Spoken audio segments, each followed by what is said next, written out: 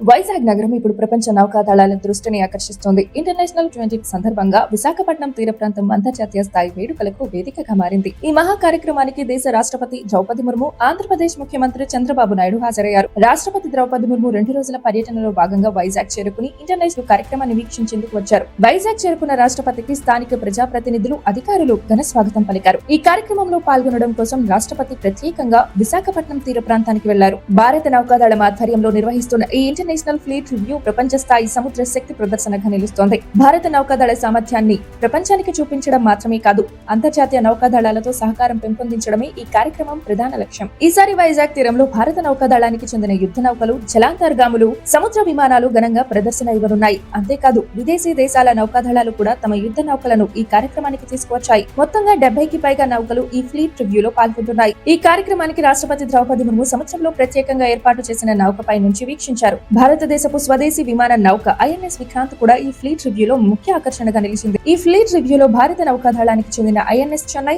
INS Visakhapatnam, INS Mysore, INS Mumbai వంటి యుద్ధ నౌకలు పాల్గొన్నాయి. అలాగే రష్యా, అమెరికా, జపాన్, ఆస్ట్రేలియా వంటి దేశాల యుద్ధ నౌకలు కూడా ఈ కార్యక్రమంలో భాగమయ్యాయి. ఇంటర్నేషనల్ ఫ్లీట్ రివ్యూ 2026 కార్యక్రమం ఫిబ్రవరి 15 నుంచి 25 వరకు వైజాగ్ లో జరుగుతుంది. ఇది కేవలం ఒక నౌకాదళ ప్రదర్శన మాత్రమే కాదు, ప్రపంచ దేశాల మధ్య సముద్ర భద్రత, సహకారం, స్నేహ బంధాలను బలోపేతం చేసే వేదికగా కూడా మారింది. ఈ కార్యక్రమానికి ప్రపంచ వ్యాప్తంగా 60కి పైగా దేశాలు, అనేక నౌకాదళ ప్రతినిధులు హాజరవుతున్నారు. భారతదేశం నిర్వహిస్తున్న ఈ భారీ నౌకాదళ సమ్మేళనం ఇండో పసిఫిక్ ప్రాంతంలో అత్యంత పెద్ద సముద్ర వేడుకగా భావిస్తున్నారు. ఇంటర్నేషనల్ ఫ్లీట్ రివ్యూ సందర్భంగా వైజాగ్ నగరంలో ప్రత్యేక ఏర్పాట్లు చేశారు. రోడ్లు, లైటింగ్, శుభ్రత పనులు పెద్ద ఎత్తున చేపట్టారు. విదేశీ ప్రతినిధుల సందర్శన కోసం పర్యాటక ప్రదేశాలను కూడా సిద్ధం చేశారు. ఫ్లీట్ రివ్యూ తర్వాత ఫిబ్రవరి 19న అంతర్జాతీయ సిటీ పరేడ్ నిర్వహించనున్నారు. ఈ పరేడ్ లో 45 మార్చింగ్ కాంటిజెంట్లు, వివిధ దేశాల నౌకాదళ బృందాలు పాల్గొననున్నాయి. అదే రోజు air show, drone show, laser show, fire works కూడా ఏర్పాటు చేశారు. ఈ కార్యక్రమానికి సీఎం చంద్రబాబు నాయుడు ముఖ్య అతిథిగా హాజరవుతున్నారు. ఇంటర్నేషనల్ ఫ్లీట్ రివ్యూ, మిలాన్ నౌకాదళ విన్యాసాలు,